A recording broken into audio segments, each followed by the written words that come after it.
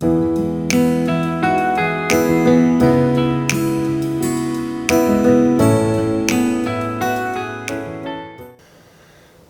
to a special episode of The Vantage Point.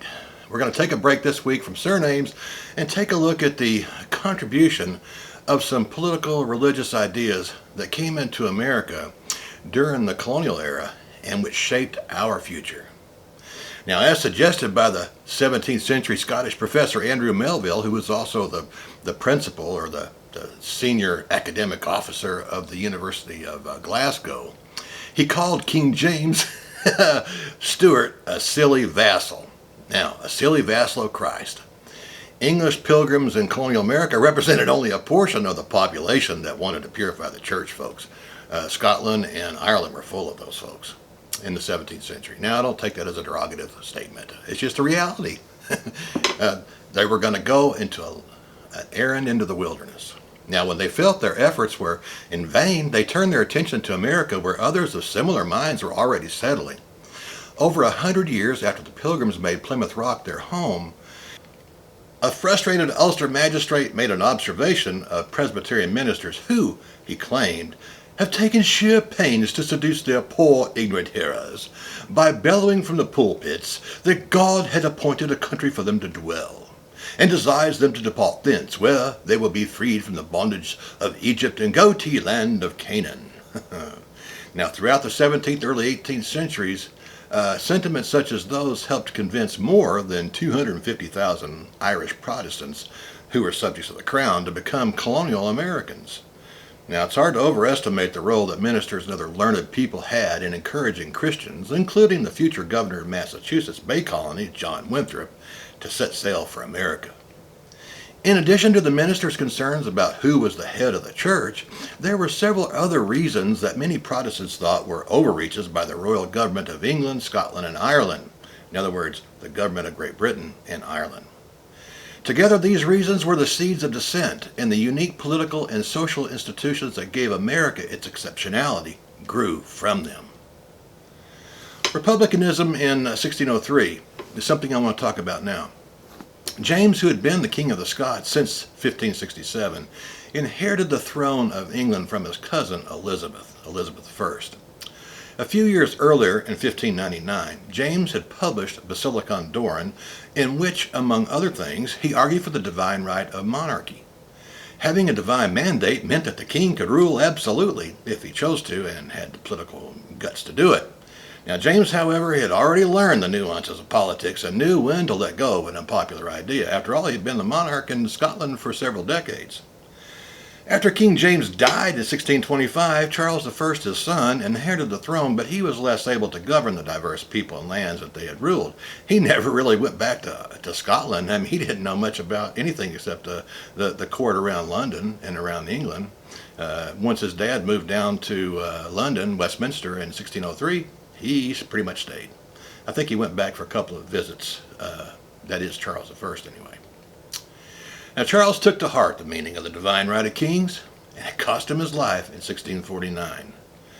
As head of the church, excuse the pun, the succession of monarchs that followed James insisted on the right to appoint bishops and rule over them, hence giving the monarch control over two thought-shaping institutions in society. That's the schools and the church. By 1707, in Queen Anne's Union of the Parliaments, an act that joined together Scotland and England and gave legitimacy to the claim of a British Empire on their own island, a person residing in Ireland could be jailed for living with a spouse if they were married in a Baptist, Quaker, Presbyterian, or Congregational church. They were dissenting churches. Funerals, too, had to be conducted by a minister of the established legal church. Now, in a day with limited embalming technology, delaying a funeral in warm weather could be unpleasant. Now, I've heard a lot of stories about things that took place with unembalmed bodies, even in America, even as late as the 1930s, so let's not go there right now. Now, the Woolens Act of 1699 and the Test Act of 1703 adversely affected Irish farmers, merchants, and shipping companies while showing favored status to their English counterparts. Boy, we never learn, do we? The politics, corporate capitalism, cronyism. Taxes and trade restrictions were serious matters for farmers and merchants long before the American Revolution, folks. For students of American history, the Woolens Act and the Test Act sound eerily familiar. American colonists would soon develop their own issues about repressive taxation without representation.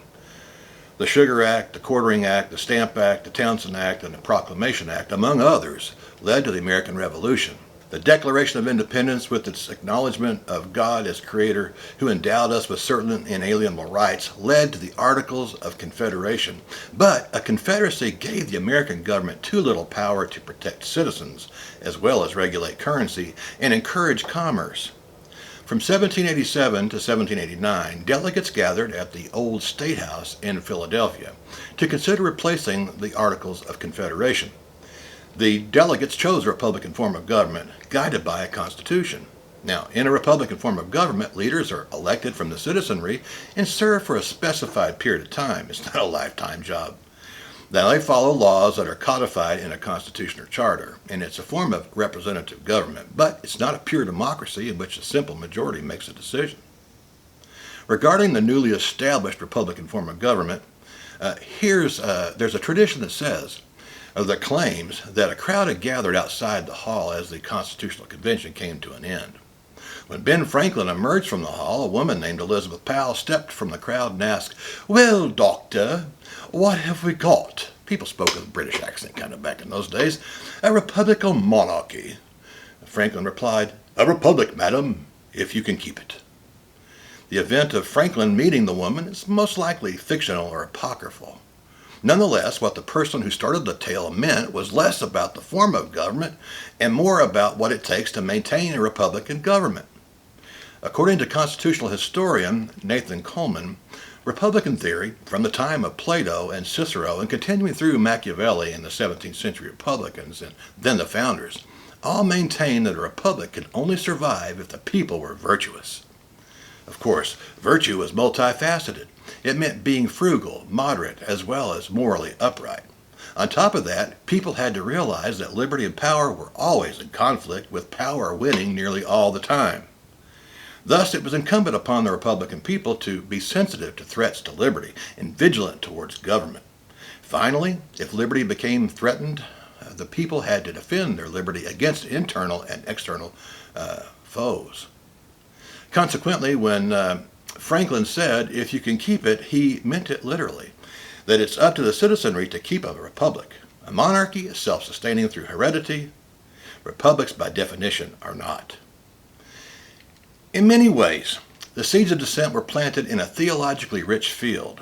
They were watered by government overreaches, spurred on by a monarch emboldened by self-proclaimed divine right to rule.